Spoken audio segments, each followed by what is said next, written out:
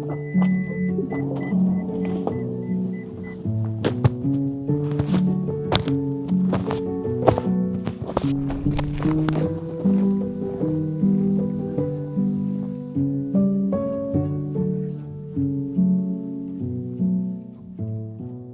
Morning जी। तो जी आज हम जा रहे हैं पहाड़ चढ़ने। हम गाड़ी से जा रहे हैं क्योंकि बाइक से थोड़ा सर्दियों में जाना ना सेफ़ नहीं है। कल मैं गया था तो भाई बहुत बर्फ़ पड़ रही थी। और अक्सर जो पहाड़ है ना ओसाका में तो इतने है भी नहीं, छोटे मोटे हैं, माउंट कॉन्गो वगैरह। तो अक्सर जो पहाड़ है वो है शीगा में। वहाँ पे जो पहाड़ है वहाँ बर्फ़ बहुत पड़ती है, तो वहाँ जाके पता लगेगा कि मैं पहाड़ चढ़ पाऊंगा कि नहीं। तो जब मैं शीगा के पहाड़ों में पहुंचा तो सारी सड़कें बर्फ से ढकी हुई थी, लेकिन किसी तरह धीमे धीमे करके हम पहुंचे हाइकिंग के ट्रेल हेड की पार्किंग पर। बहुत बर्फ़ है भाई।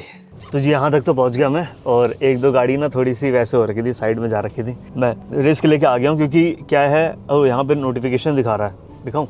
यहाँ पे देखो, ये दिखा रहा है कि बर्फ़ है टायर पे ना, -2 डिग्री है। और मैंने ये लिए थे क्योंकि हम हाइकिंग पे जा रहे हैं, तो घुंघरू हमारे ये सबसे ज़रूरी हैं, तो इसको बाहर उतर के पहनता हूँ। इस बार मैं एक काम करूँगा, मैं ना कैमरा वैमरा नहीं लेके जा रहा, मैं वो लेके जाऊँगा छोटे वाले कैमरे सारे, अपना बड़ा सोनी का नहीं लेके जा रहा, बहुत झंझट होती है उसमें। इस बार हम कैमरा नहीं लेके जा रहे हैं, लेकिन फिर भी हमारा पूरा बैग ना थोड़ा भारी हो गया है। बहुत सारे लोग आए हैं हाइक पे, और पता नहीं इनके पास तो शायद स्टडलेस होंगे। मेरा देखते हैं, हाइकिंग के बाद ही पता लगेगा क्या हाल होगा मेरा। फ़िलहाल अपनी हाइकिंग शुरू करते हैं।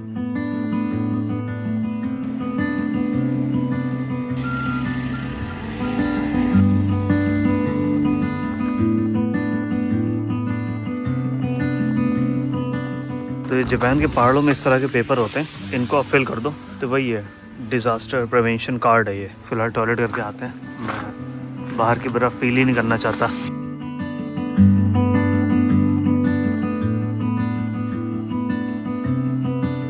तो ये है भाई हाइकिंग की ट्रेल, जहाँ से हाइकिंग शुरू होती है। थोड़ी सी टफ़ है, शुरू के 2 घंटे ना बहुत टफ पड़ जाते हैं। और get ready with Ajay Pandey में आपका स्वागत है। तो मोटे मोटे सारे कपड़े डिकैथलॉन के हैं, जैसे जैकेट हो गई, ये हो गया। बाकी पैंट मेरी यूनिक्लो की है। और अब यहाँ से हमें ज़रूरत पड़ेगी हमारे घुंघरू पहनने की, शोले मूवी में जो ठाकुर ने पहने थे। अब शुरू करते हैं हमारी हाइकिंग। यहाँ से भाई 2 घंटे जो लगेंगे ना मेरे, कितना सुंदर लग रहा है यार, देखो। बस मुझे जो डर लग रहा है वो ये है कि वापस जाने में ना मुझे दिक्कत ना हो, क्योंकि मेरे जो टायर हैं स्टडलेस नहीं है। फिलहाल अंकल जी मॉर्निंग के टाइम पे लग गए हैं, मतलब सफाई वफाई करनी शुरू कर दी उन्होंने रोड की। तो मुझे लग रहा है 3-4 घंटे में पूरा शीगा का जो मेन रोड होंगी निपट जाएंगी। रोड टैक्स देने के फ़ायदे भाई, ना गड्ढे ना बर्फ़।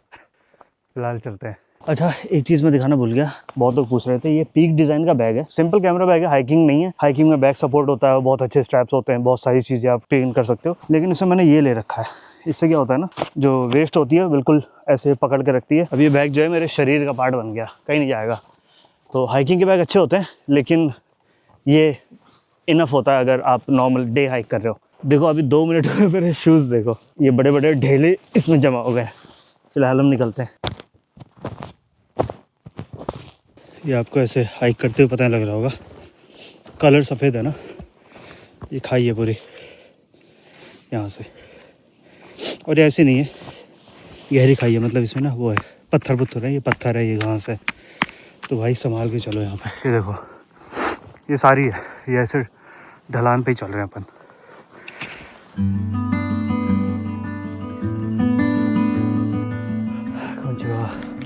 अरे तो बस वो बेटे, कुत्ता भी आ रखा है। हाँ, कैसी ट्रेल है भाई ये। इनमें दिक्कत क्या है ना, ये देखो, ये दिख रहा है आपको, ये बहुत गहरा है, ये देखो पूरा डंडा चला गया। एक पैर भी आपने गलत रखा ना, ये देखो, इसीलिए बहुत संभाल के सिर्फ इन्हीं जगह पैर रखो जहाँ और लोगों ने रख रखा है, जैसे यहाँ पे।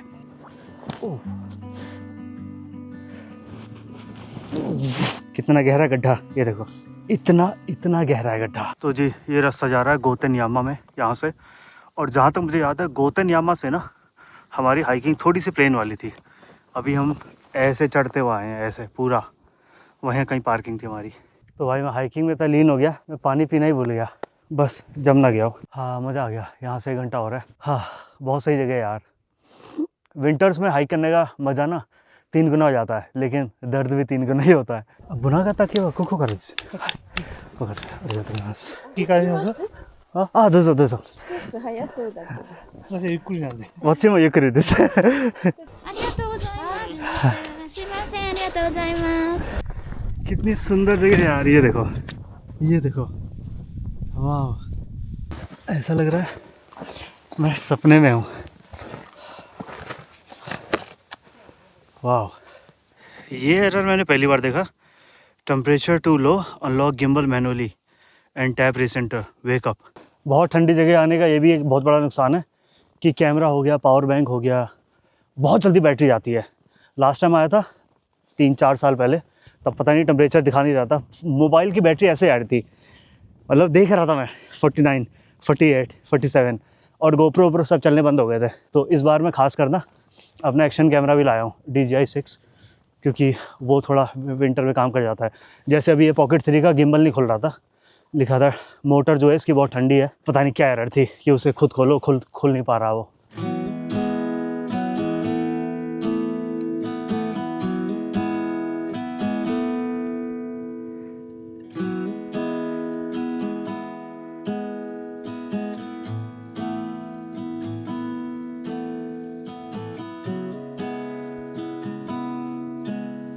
हाँ, बाप रे, वो है पूरा बादलों में हो गया। यहाँ से कहीं से आया हूँ। अब ये जो पार्ट है ना, ये ख़तरनाक है।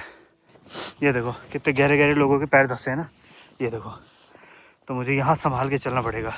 ये देखो ये खाई है, ये ऐसे बर्फ़ आ रही है, ये लग रहा है कि बर्फ़ है लेकिन ये खाई है। हाँ, अगर कोई मेरे से पूछता है ना कि तुम्हारी फेवरेट जगह जापान में क्या है, तो वो है तातेयामा। और वो इसलिए नहीं कि वो बहुत सुंदर है, वो इसलिए क्योंकि वहाँ पहुँचने के लिए ना मुझे बड़ी मेहनत करनी पड़ी थी। मतलब 2 दिन हाइक करी थी। थोड़ी सी फिल्मी बात हो जाएगी, लेकिन वही है, जहाँ पहुँचने के लिए टाइम लगता है ना या मेहनत लगती है, वो उसमें घूमने में ज़्यादा मज़ा आता है। अभी मैं 2 हफ्ते पहले शिराकावा में था, तो मैं रोपवे लेके शिनहोताका जा सकता था, वहाँ पे इससे ज़्यादा बर्फ़ पड़ती है। लेकिन वही है कि वो आपने पे किया, रोपवे लिया और वहाँ पहुँच गए। लेकिन इस तरह की जो जगह होती है ना, आप चढ़ते हो, मेहनत करते हो तो ज़्यादा अच्छा लगता है।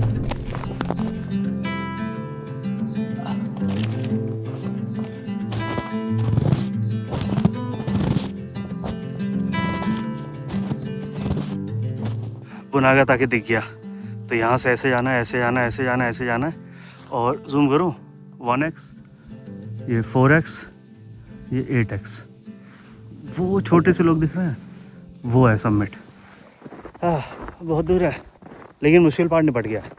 अब आसान वाला रहता है, जो मैं एंजॉय करता हूँ। मतलब जो रिज पे आप चलते हो ना, किसी पहाड़ की जो बिल्कुल एकदम टॉप पीक होती है, वो मेरा फेवरेट जगह होती है पहाड़ चढ़ने की। वाह, क्या बेहतरीन जगह है यार। आपको टर्न अराउंड दूँ, ये देखो, मैं एक वैली के बीच में खड़ा हूँ। मैं ये पूरा पहाड़ चढ़ के पूरा उधर से आया हूँ। अभी मेरे को ये पूरा पहाड़ और चढ़ना है, फिर हम पहुँच जाएंगे।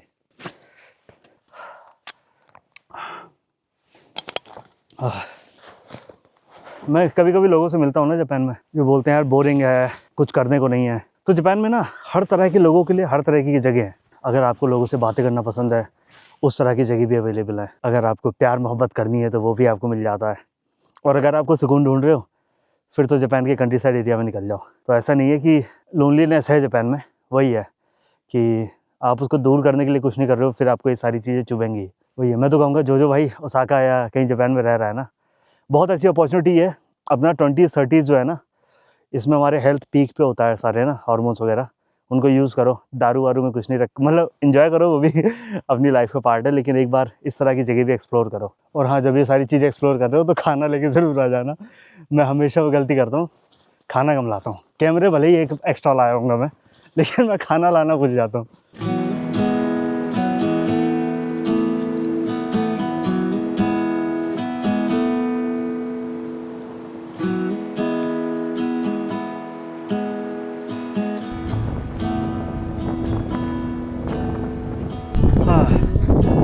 बहुत ठंड है भाई। अब मैं बिल्कुल पीक पे आ गया हूँ ना, और यहाँ पे एक भी पेड़ नहीं है अब। तो हवा डायरेक्ट लग रही है जो भी पहाड़ों से होती हुई आ रही है, ठंड मतलब बर्फ़ से लगती हुई।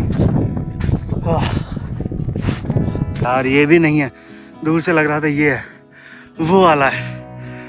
थोड़ा सा और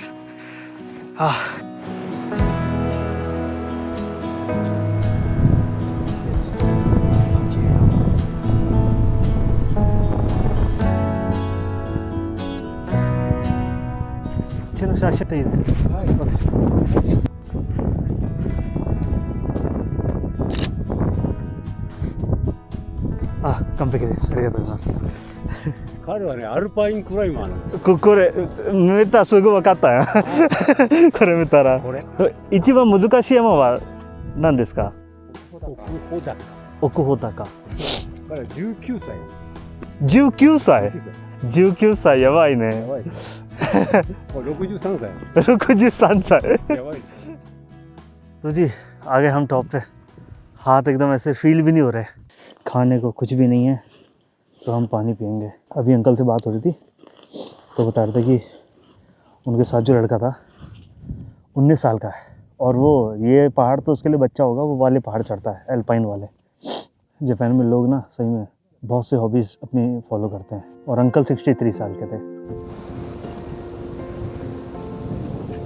तो समिट से वैसे व्यू बहुत अच्छा दिखता है, लेकिन जब मैं टॉप पर पहुंचा तो बहुत हवा चल रही थी और टेम्परेचर था -7 या 8। हमने थोड़ी हिम्मत बांधी और ट्राई किया, लेकिन 20 से 30 मिनट से ज़्यादा मेरे से तो नहीं रुका गया। तो भाई इस पहाड़ से उतर रहा हूँ मैंने ग्लव्स पहन लिए, और हाँ ये ग्लव्स भी तो डीकैथलॉन के हैं। अगर कोई डीकैथलॉन से देख रहा हो तो कर दो भाई स्पॉन्सर। और पहाड़ से इसलिए मैं निकल रहा हूँ क्योंकि मैं पहाड़ में आखिरी ये भाई साहब क्या हो रहा है ये। मैं पहाड़ से इसलिए उतर रहा हूँ क्योंकि मैं आखिरी बंदा नहीं रहना चाहता पहाड़ पे। जापानीज़ लोग अगर उतर रहे हैं यहाँ से तो कुछ सोच समझ के उतर रहे होंगे। थोड़ा सा ना मुझे फोकस हाइकिंग पे करना चाहिए। उतरना जो होता है बहुत तेज़ होता है, लेकिन उतरने में सबसे ज़्यादा रिस्क होता है तुम्हारे घुटने में पेन होने का।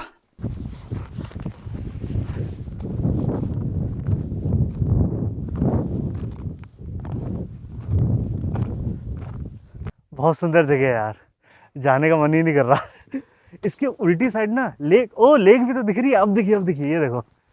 अरे ये तो देखना ही भूल गया था मैं। अब जाके बादल हटे ना, वाह ये देखो यहाँ से ना लेक दिखती है। जूम करूँ, ये लेक है, ये जापान की सबसे बड़ी लेक है।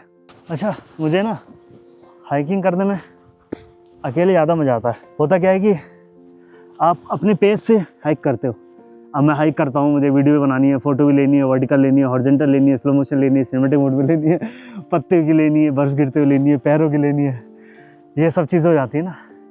तो उसमें फिर दोस्त क्लब जाते हैं। क्लब के मतलब वो भी कहते कुछ नहीं है, लेकिन उनके पर्सपेक्टिव से देखो, वो तो पहाड़ चढ़ने आए थे, तुम यहाँ संजय लीला भंसाली बने घूम रहे हो, तो वो सीन रहता है। तो साथ में चढ़ने का भी अलग फन है, लेकिन अकेले हाइक करने का सही में अलग ही स्वाद है, मज़ा आ जाता है। ऐसा लगता है कि ना तुम मेडिटेशन कर रहे हो।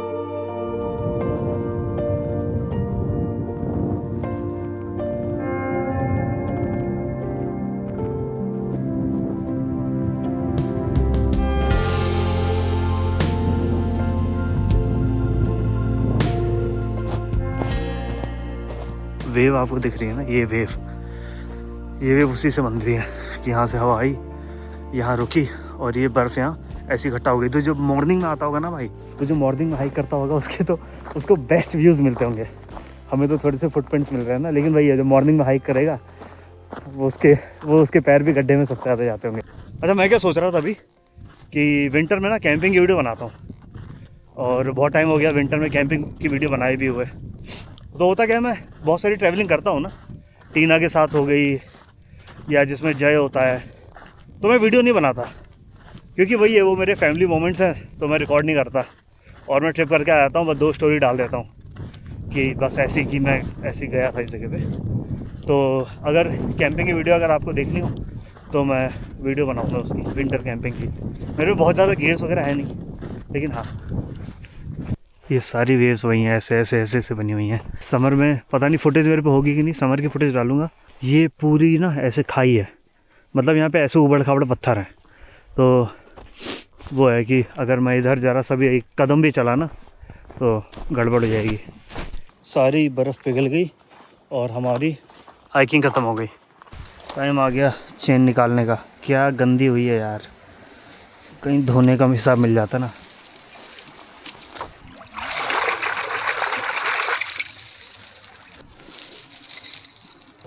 तो इस हाइकिंग में हमें लगे, ये दिखा रहा है 6 घंटे 40 मिनट।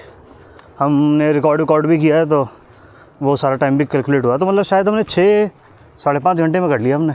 मतलब सही है स्पीड मेरी। मतलब मुझे लग रहा था आज चढ़ नहीं पाऊँगा मैं, क्योंकि बहुत टाइम बाद हाइक किया, मुझे लगा टाइम लगेगा, लेकिन ठीक नहीं पड़ गया। और सबसे बड़ा फ़ायदा हुआ जो मैं कैमरा लेके नहीं आया, कैमरा ट्राइपॉड, वरना उसके साथ ही बैग का वज़न बहुत ज़्यादा हो जाता है यार, वो जूम लेंस वगैरह सब लेके आओ तो एक गर्मा गर्म कुछ सबसे ज़्यादा कैलोरी वाली ड्रिंक हो जाए। ओह, अपनी बोतल फेंक देता हूँ। Tiding tiding. नाउ को कैफ़े लाते, महंगी वाली पीते हैं, ये पीते हैं। वाह, रिच मिल्क कोकोआ। सारी बर्फ़ फट गई भाई। चलो वापस जाने में डर नहीं लगेगा अब। हाँ, थक गया यार। ये जाएगा यहाँ पे, ये काम आएगा हमारी अगली हाइक पे। तो जी हाइकिंग हो गई ख़त्म। अब हम यहाँ से निकलते हैं और पूरे जूते पूरे मोजे गीले हो गए, नंगे पाँव घर जाते हैं। और कहीं कॉम्पनी में मोजा मिला तो मोजा ले लूँगा। ये पूरे गीले हो गए यार। बाकी मिलते हैं अगली वीडियो में, मे बी हाइकिंग या फिर स्नो कैंपिंग हो गई। अबे यार, कैमरा उठाने के लिए नंगे पाँव जाना पड़ेगा, ठंड है।